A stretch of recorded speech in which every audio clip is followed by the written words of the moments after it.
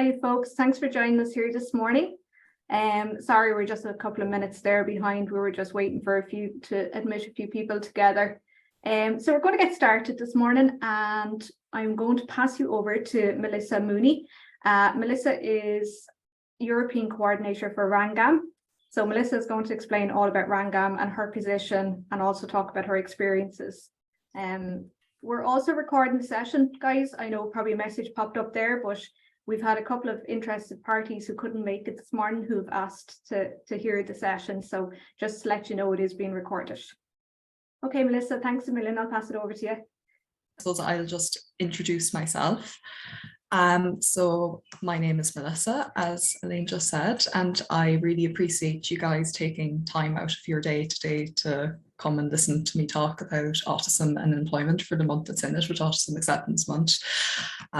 I know it's really busy time of year with exams coming up, so really appreciate you giving up some of your time for me this morning. So I'm just going to take you through my own career journey, I suppose, as an autistic person, and I suppose what I've learned along the way, and maybe some top tips then for anyone here today who's maybe autistic or neurodivergent, starting out in your career or going out in placement, or perhaps you support someone who's autistic or neurodivergent who's about to go out in placement. I'll offer some top tips for students, and then some top tips for people who are supporting students on campus in finding placement and graduate opportunities. So hopefully there's something in it for everyone. I'm not really sure. It seems to be a bit of a mixed audience here today. So hopefully everyone gets, I suppose, leaves today with something. So I suppose a bit about myself, if you could move to the next slide, please. Oh yeah, and the next one after that. Thank you. Lovely. So I suppose just a bit about me before we get started. I was diagnosed with both autism and dyspraxia at the age of 6.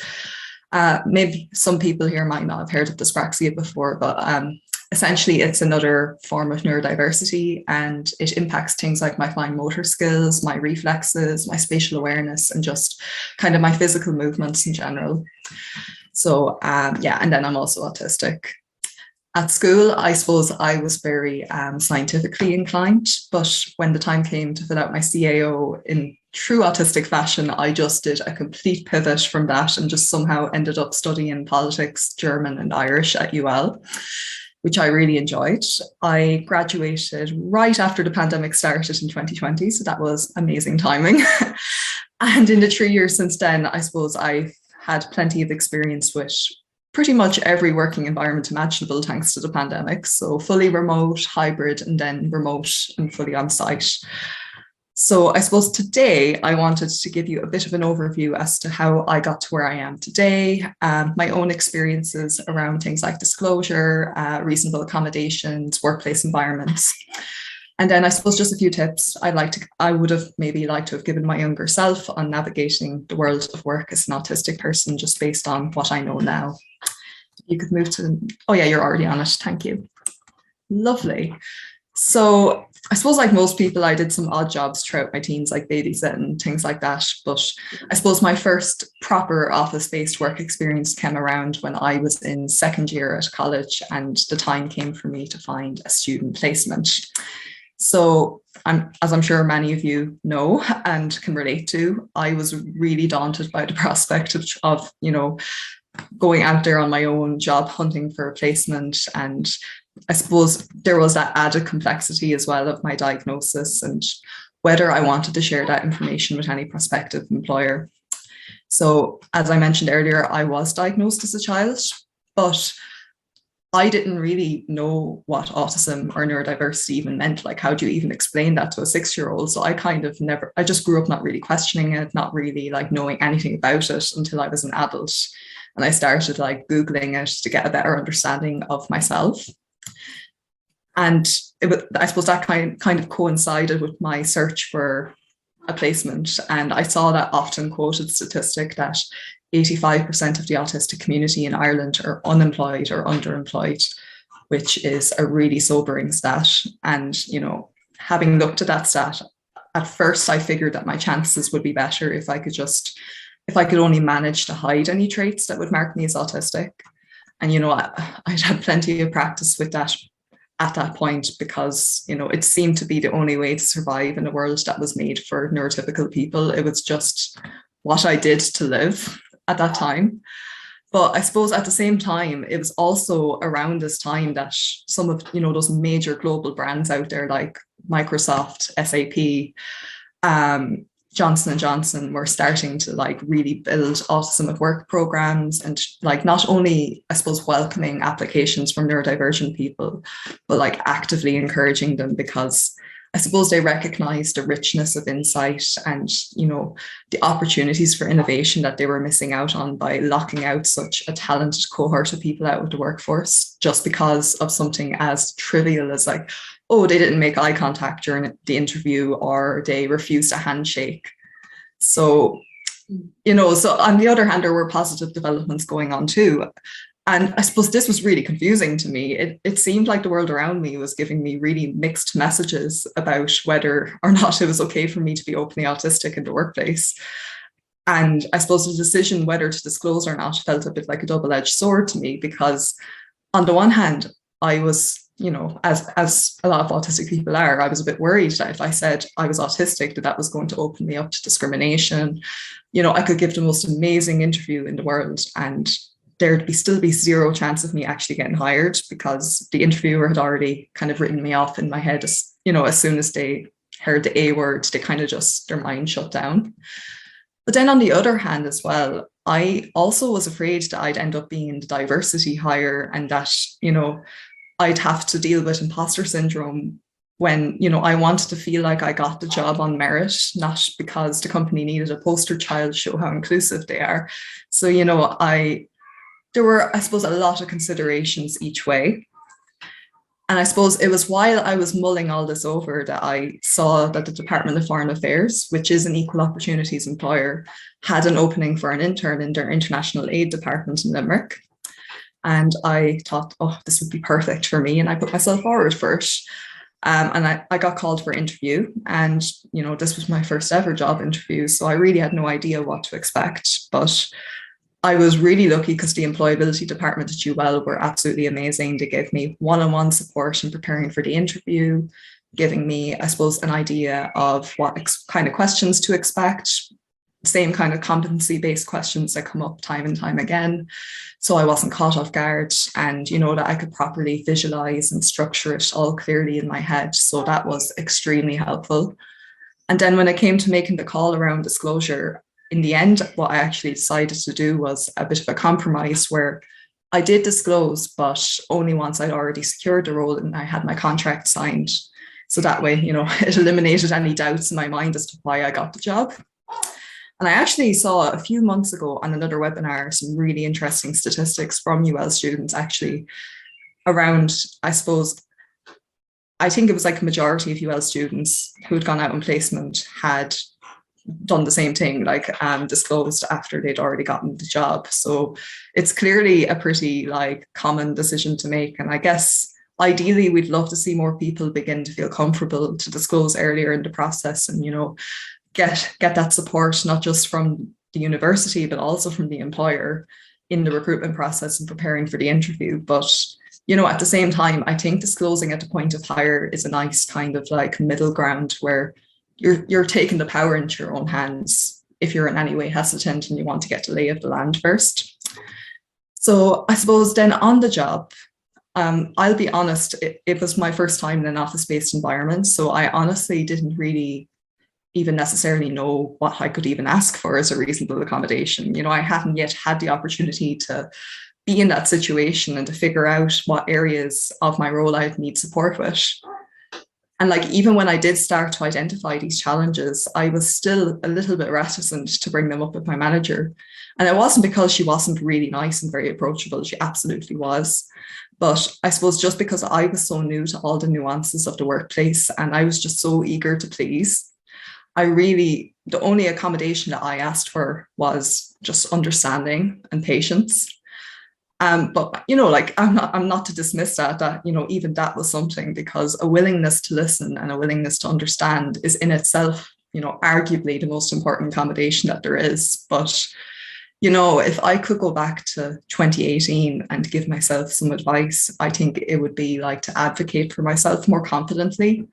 And I suppose not feel like I'm being a burden or putting people out by, you know, asking to be equipped with the supports that I need to bring my very best to the role. So, you know, like I tell her that you don't need to be like, you know, I always imagine, you know, like a swan paddling frantically beneath the water surface. But like, I suppose from passers-by perspective, they're just gliding along effortlessly on the water surface, but actually beneath the surface level, they're doing an awful lot of work just to give off that impression that it's effortless, and they're paddling like mad. And I kind of think that's a really good image for how I felt in that first job. And it was a situation of my own making because the team were perfectly supportive. I was just hesitant at first because it was my first time to kind of bring the accommodations that I would have liked to have had to the table. But I suppose at the same time, it's all too easy with the benefit of hindsight, you know, to dwell on all the things that you didn't do. So I do still make a point of showing my past self a bit of grace, a bit of compassion, because I know that even like the fact that I disclosed in the first place at any stage was a massive deal. And, you know, baby steps are absolutely okay when you're still kind of, you know, I suppose assessing your levels of comfort and deciding whether your work environment feels like a safe space in which to have that discussion in the first place. So that was my placement, and it was, you know, it was a really positive first experience, thankfully. And, you know, kind of testing the waters around disclosure and accommodation meant that I was starting to feel a bit more confident about being more upfront with future employers around my autistic identity. So then when I was in third year, I saw that Vodafone were hiring for summer internships up at their head office there in Leopardstown. And they were not only encouraging autistic people to apply, but were actually actively encouraging it. They were kind of going by way of other major brands who were developing autism at work hiring programs. So I put myself forward. And for the first time ever, I actually disclosed at the earliest opportunity so that I could kind of try things out and get supports for my interview. I suppose when it comes to the interview, the main things that I struggle with is eye contact and then distraction from things happening in the background. So because I disclosed at the application stage, I was able to request a quiet room with my chair facing away from the window that was looking out into the open plan office. So that way I wasn't distracted by people walking by every 5 seconds. And then I was also able to ask that I not be penalized or marked down for looking at the wall or some kind of spot in the distance instead of the interviewer when the questions were being asked. So that way I could focus on processing the question and what it all means and thinking about my answer as well. So, you know, eye contact doesn't come naturally to me. It doesn't to a lot of autistic people. And I have to physically instruct my brain to look people in the eye, to nod, you know, to show that you're listening, and a million other body language things that are just intuitive to other people. So you can imagine how much space that takes up in someone's head if they actually have to manually instruct their brain to do that. You know, so doing that on top of everything else, it's impossible to process what someone's saying to you. So eliminating the expectation of eye contact and all those other social cues, knowing that I wouldn't get marked down for it, frees up my mind to give my best possible answers. And that's the set of accommodations I ask at any future job interviews as well, and any interviews I've done since then. So I had a really positive experience at that interview, and I became the first ever openly autistic person to work for Vodafone. And I had overall a really positive experience as well on that job. And, you know, I felt this time, I suppose, with more time and experience, equipped to actually start proactively asking for reasonable accommodations. And, you know, funnily enough, I actually kind of I felt like that Vodafone's head office was almost kind of accidentally accessible or unintentionally sensory friendly, just in the way that it was designed. For example, they had a little quiet space on one of their floors where people could go to kind of, you know, people who really wanted to focus on their work, didn't want to be disturbed and wanted to kind of, you know, get away from the hustle and bustle of the main open plan floor. And, you know, for someone like me who like has so many sensory sensitivities to different sights, different sounds, different smells, I'm really easily distracted in an open plan office space. So the fact that I had the option not only to go up to a quiet space, but the fact that that was there for everyone, you know, it wasn't just for me. I wasn't being singled out. I didn't feel like I was getting special treatment. You know, it was just universal design. And it wasn't even intentional that, you know, it was going to be accessible. It was, you know, it was really great that I was able to do that without feeling like, you know, like everyone's looking at me and feeling like they're getting, you know, I'm getting special treatment. There was also a dark room as well that had like bean bags and cushions for people to sit in for a bit if I don't know, if they just had an intense few hours of back-to-back meetings and wanted just a few minutes to decompress and kind of process all the information that's been thrown at them. So that was another thing that kind of predated me starting at Vodafone. It wasn't made especially for me or anything. It was for everyone. I could go in without feeling in any way stigmatized. And I honestly, like even where spaces in the building weren't accessible to me, I felt, I suppose, safe and confident enough to advocate for myself and to ask for those reasonable accommodations. An example that I can think of is my team was very small. There were only 4 people.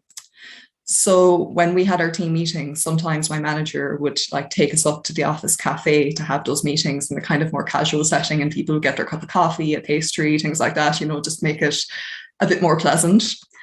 But I suppose as nice as that is, that wasn't accessible to me because I have auditory processing issues, and all the background noise, you know, from like coffee machines hissing and you've got people chatting, all the tables around you, like different conversations happening around you, doors opening, closing, people walking by. It's a lot when you are that sensitive to kind of auditory input. And it just made it pretty much impossible for me to follow like the train of the conversation. And that's a pretty important thing that I'd be able to do because I was the note taker and also I was trying to learn. So I suppose I brought this to my manager, and she was very nice about it. She agreed that, you know, as a compromise, we could get coffees to take away. So, you know, there's still that kind of fun, casual element. So I'm not like, I suppose, depriving my team of anything. And then we could bring them into a soundproof meeting room so that I could process everything that's being said without having to compete with all the other background noise and auditory input. So, you know, that was a really positive experience. You know, I'm not going to act like everything was absolutely perfect. You're not going to find a single company on this planet who does everything 100% like accessibly, because we're humans, we're not perfect. You know, I did have some times where like, you know, people would agree to accommodations in theory and would be really well intentioned, but then would just like, you know, as humans do, forget to actually implement them. And then you'd have to kind of chase up and all of that. But, you know, like the important thing is that the right intentions were always there. And, you know, it was a learning process for all of us, just, you know, trial and error to see what works for me. But, you know, like the team were fully bought into the process. And I think, you know, that's ultimately what really makes all the difference. So, you know, I left that experience feeling like really encouraged. And, you know, I was so happy kind of with how I felt there, and, you know, like my sense of belonging there, that I actually went and applied for their grad program and returned to Vodafone again. And once I finished my degree. So I suppose I worked there then for 1.5 years in their enterprise strategy and HR departments. And I was also really active in driving neurodiversity at work initiatives and supporting projects where they were working on in terms of making their retail stores more sensory friendly. In my graduate cohort, I think 5% of the youth programs were neurodivergent. So, you know, things were definitely on the up, and I felt really proud of, I suppose, the role that I played in that. So that was a really great experience under my belt then. And then I suppose just as my contract was coming up to an end, an amazing opportunity came up then for me to channel my passion for making neuro-inclusive employment, I suppose, a more widespread reality across the country, and, you know, make an even bigger impact in the space. And that's when I joined the organization that I work for today, which is Rangam Consultants. And if you don't mind a shameless plug, I would like to talk a little bit more, just very briefly, before I leave you with a few tips on inclusive job hunting, just about what we do and how we can potentially help you. Elaine, if you can move on to next slide. Lovely. So I suppose Rangam's, just to explain who they are, we started out over in the States 25 years ago, and we were originally a traditional recruitment company, but I suppose our two founders, Nish and Hetal Parikh, they're called, they have a lot of disabled people in their lives who were either family or friends, and they just noticed all of these really unjust barriers that they were coming up against in terms of accessing the workforce, retaining employment, all the difficulties they were having in number one, getting hired, and number two, getting the supports that they need to stay in the role. So they were like, how can we, I suppose, utilize and kind of harness our unique privileged position as founders of a recruitment company to do something about that. And that's where I suppose our SourceABILITY program, which is our, I suppose, the aspect of our recruitment that is specifically for people with disabilities, autistic people, neurodivergent people, people with mental health conditions, basically anyone who has faced barriers to employment as a result of either their health or a disability. So we're relatively new in Ireland, and I'd imagine many of you probably haven't heard of us until this morning because we're so new to the country. But, you know, essentially what we do is we work with autistic candidates and also any candidates with a disability to help them find accessible job opportunities. And how we do this is we have built up a global network of partner companies over the past 25 years that we've been in business. Who have undertaken training with us, have done unconscious bias training, have developed a strategy with us as to how they're going to be authentically inclusive. You know, it's really important to us that the employers that we work with walk the walk when it comes to their accessibility practices. We have turned down work with particular employers because it was quite obvious that they were just trying to hit a quota. So we go through every aspect of their hiring process, of their workplace culture, of their strategies with a fine-tooth comb. And we help these companies, I suppose, make the whole journey as accessible as possible for the candidate. So from the application process to the interview to onboarding, orientation, and then, of course, in-role supports as well and retention.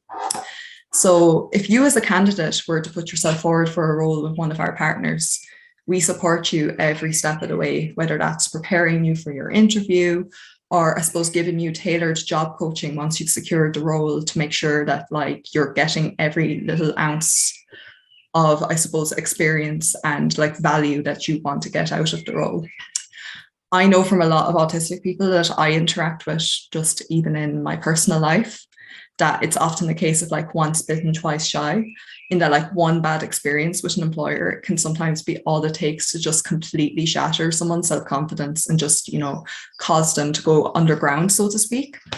So I suppose we're particularly passionate about early careers and linking students and graduates to our employer network, because I suppose we just know firsthand how crucial it is to have that positive first experience of work that I had and, to start your career off on the right footing.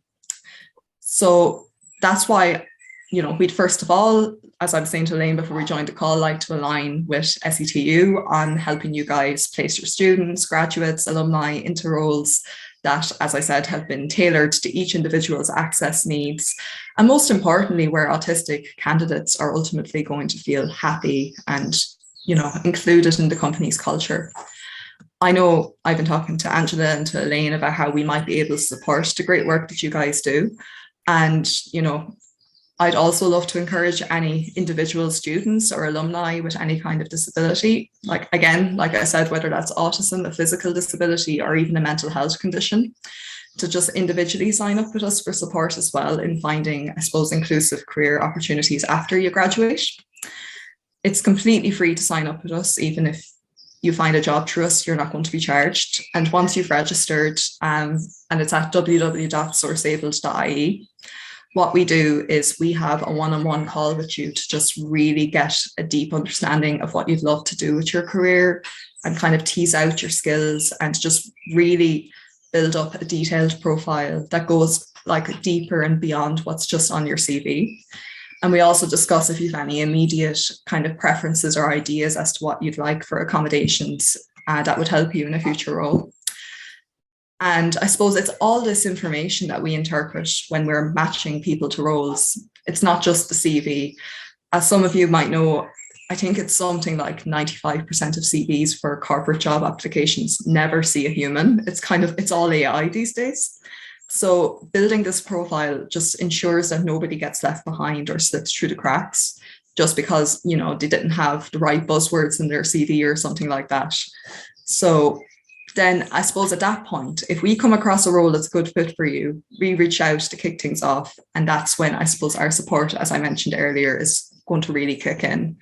And that's kind of like more or less what we do in a really roundabout way. I hope that didn't sound confusing, but like we get roles coming through to us from like partner employers in pretty much everything. It's like, just off the top of my head, there's data science, admin, quality assurance, project management, sustainability. Like you name it, we've probably had it at some point. And just to add as well, you don't need a formal diagnosis to sign up for support. So if you self-identify, that's completely valid and absolutely okay. So if this interests you, then visit www.sourceable.ie, like I said, hit register on, I think it is the top right of the screen, and select job seeker, and we'll pick things up from there if you are interested. So I suppose that's us. Moving on to the next slide. Thank you. So I just wanted to close, I suppose, with a few top tips.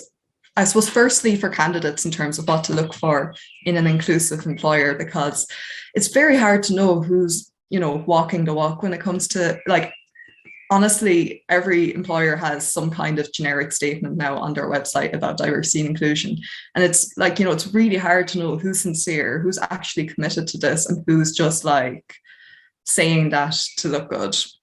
So there is no like fast and hard, like there is no foolproof way to kind of know whether an employer is going to be inclusive or not. Unfortunately, I wish there were. If they work with us, they must be, but apart from that, but there are still a few things to look out for that often can be green flags when it comes to employers and their inclusivity.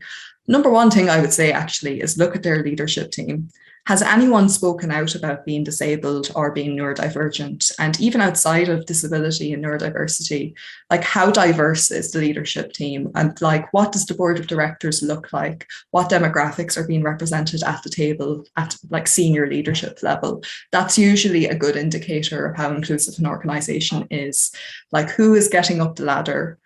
And often, even if there aren't disabled people represented at the top of the ladder, if there's other demographics who are minorities or marginalized communities being represented, then it shows that there's an openness to inclusivity and openness to diversity, and that conversation can potentially be had after you're hired, and that you can potentially affect change from within. I think, as long as there's that openness and willingness there, then that's usually a promising sign. Another thing to look out for is, do they have information about their diversity and inclusion policy and initiatives on their website? Maybe they're equal opportunities employers. If so, do they state on their website, what actions they're taking to make this a reality? What initiatives are they taking to promote neuro-inclusivity? If they don't have any information about that on their website, then that is perhaps something you can bring up at the interview. Often at the end of an interview, you're asked, do you have any questions for us? And that would be a good opportunity. And look, you don't need to out yourself or sound like you're calling the company out or anything like that. It's just, it's enough just to phrase it kind of like, something that particularly kind of stood out to me when I was researching your company for this interview is that you're an equal opportunities employer, or, something that really attracted me about this company was just seeing how passionate you guys seem to be about diversity and inclusion just from your website. Would you be able to tell me a bit more about that? And, you might get some indication from the employer there as to what tangible actions they are taking to promote inclusivity. Does the employer, I suppose, have a disability or neurodiversity employee resource group, or an ERG as they're called, where I suppose interested colleagues come together to discuss how to promote and champion disability inclusion at their place of work? If they don't, are there ERGs for other demographics like women, people of colour, or the LGBT community? This can be a good indicator, I suppose, of how sincere and how proactive an employer is in their commitment to diversity. I know there was a disability ERG at Vodafone before I started there, which, I then got involved with. And it was great because I was able to bring my lived experience to the table. Colleagues were then able to learn from my perspective. And, I could have an honest conversation where I could articulate where I felt there were gaps. And then, like I said, affect change from the inside, which is really rewarding. And something I should point out is that you absolutely shouldn't feel like you have to be like the organization's disability consultant or advisor, or, feel any kind of responsibility to share your insights. If you just want to put your head down, work, and just generally exist like any other employee would, that's absolutely fine. Just because you belong to a minority, it doesn't mean you have to be the spokesperson for that minority if that's not what you want. But I suppose if you do have a passion for inclusion and bringing about change, then it's a great outlet and it's really rewarding. Because a lot of the time, when someone says or does something ableist, it's not out of malice or deliberate intent. And education really is key, I suppose, to changing hearts and minds. If you're in second or third year, I definitely have a look at what employers are offering summer internships and whether any of these employers have done any work around neuro-inclusive hiring. A lot of the big names out there, the big kind of, brands that are up in Dublin, Cork, Galway, you'd be surprised how many of them actually have made strides in this area in the past few years.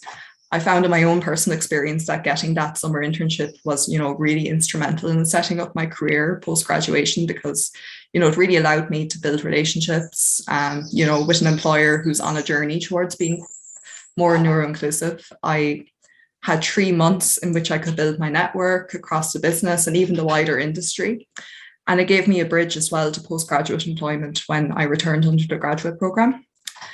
It's easier said than done. And I know a lot of these organizations can be difficult to get into, and there's still some work to be done around barriers in the recruitment process. But I suppose it's worth a try, and I certainly recommend it from my personal experience. I got to see Vodafone, for example, being even more neuro-inclusive when I came back from the graduate program than when I left it at the end of the internship, as a result of what I had to say about my experience and, as a result of, my having been in the organization. So, it was nice to see the impact that I as an individual had the opportunity to make as an intern. So I suppose that would kind of be my main advice for students. Then if you want to move on to the next slide, I'll just give a few tips as well in case there's any staff on the call who are maybe in the career service, in the disability department, looking to support autistic students and maybe just wondering, is there anything they haven't considered? A lot of this you probably already know, but, it's kind of worth pointing out sometimes things that might be taken for granted. I suppose maybe consider what information might put someone at ease if they're maybe hesitant about putting themselves forward for a role. I think there's definitely value in doing surveys if you're neurodivergent students before and after placements, if you're not doing it already, collect their experiences anonymously. There's always the caveat that that no two workplaces and no two neurodivergent people are the same. But, while everyone's experiences are going to be different, I think, speaking as a former student myself, I know I would have been reassured if I'd heard that we had an autistic student who had a really good experience with this employer last year. And, to have testimonials and maybe data to back that up, I think would be a really valuable tool to have. Goes without saying, but, don't try to push students to disclose unless they feel ready and comfortable to do so. Everyone's experience is going to be different. It's completely their call whether they want other people to know. I've been lucky enough to have only really had positive experiences around disclosure when it comes to work, but, it would be remiss of me to act as though that's the case for everyone. And, the reality is that in this world where the knowledge and awareness levels of what it is to be autistic or to have access needs at work are, still, unfortunately quite low amongst the average Joe. Unfortunately, there's always going to be, the occasional person who just doesn't get it. I'd like to think those people are becoming more and more of a minority though. But as I mentioned earlier, I was diagnosed as a child, but even at that, I only started to embrace this identity as an adult. And I was still very much in the process of unpacking all the complex feelings that I had about my neurodivergence and, unlearning a lot of the negativity that I was steeped in about it growing up. So, when I was looking for my placement, all of that was going on. And, everyone's going to be in different places in their discovery journey. And, there's going to be people who are more than happy to shout about it from the rooftops and are 100% comfortable in their identity. And there's going to be other people who aren't quite there yet. So, while you can't force anyone to get to that stage before they're ready, what you can do is let them know that, they'll be met with support and understanding regardless of their decision. I'm sure a lot of students will already have had at least, some idea of what accommodations they need to thrive in their role as well. But, as I mentioned earlier, one thing that I kind of struggled with was visualizing what kind of accommodations would have been helpful to me in my first role, or even like what accommodations there even are to avail of in the first place, like what even is there when I was doing my placement. Because I just, I'd never done a 9-to-5 before, and I couldn't visualize it without having been in the scenario. So I think it's a helpful exercise as well to have, a list of examples of reasonable accommodations written down somewhere and maybe list them by category. For example, like what adaptations can be made to your working environment, what adaptations can be made with assistive technology, what adaptations can be made around communication styles. I know that in meetings, for example, I'd never be able to follow anything if it weren't for like closed captions. And the biggest accommodation that I use on a day-to-day basis is I always ask for instructions to be given to me in writing, because when I'm processing things verbally, things just get lost in translation and I end up missing a step, misinterpreting something. And it saves everyone time to do it that way, because it means I do things correctly the first time around. I think often these accommodations are so easy and so so simple to implement that it's actually, people, I suppose it doesn't even occur to some people that it's actually a reasonable accommodation. Like that's exactly what it is. It's a very simple thing, but that's what it is. So it's worth having a list, I suppose, to show to students when they're not quite sure what would work for them. Because, you'd be surprised the amount of things that mightn't even occur to you until someone else suggests it. I know I would have found that helpful anyway. Some students might find it helpful to sit down with you in advance and write down in a grid or a template, whatever, what accommodations they'd like to ask for in their placement when that comes around. And this is something that you can bring with you into your place of work. And, you can use it to help guide the conversation that you're having with your manager once you are hired. If that's, a conversation that maybe you're nervous about having, or, if you'd like to just have that bit of reassurance with you by having it reinforced in writing, then that can be helpful. And I suppose this is one that's often taken for granted, but it's worth stressing that accountability and follow through is, like, I cannot stress this enough, absolutely paramount when it comes to reasonable accommodations. As I said, I've never had anything but positive experiences disclosing my disabilities and asking for supports that I need in my role. But where I have definitely encountered difficulties in the past is actually getting those supports implemented and followed through on. We'd agree on certain supports sometimes, me and my manager, and then they just wouldn't happen because they forgot. And I'd have to just keep chasing up my manager to ask for the supports until, it got to a point where it's like, I just feel like I'm being annoying now. And it's actually more exhausting for me to have to keep asking for the support that we'd agreed on than it would have been to just go without. So I would go without.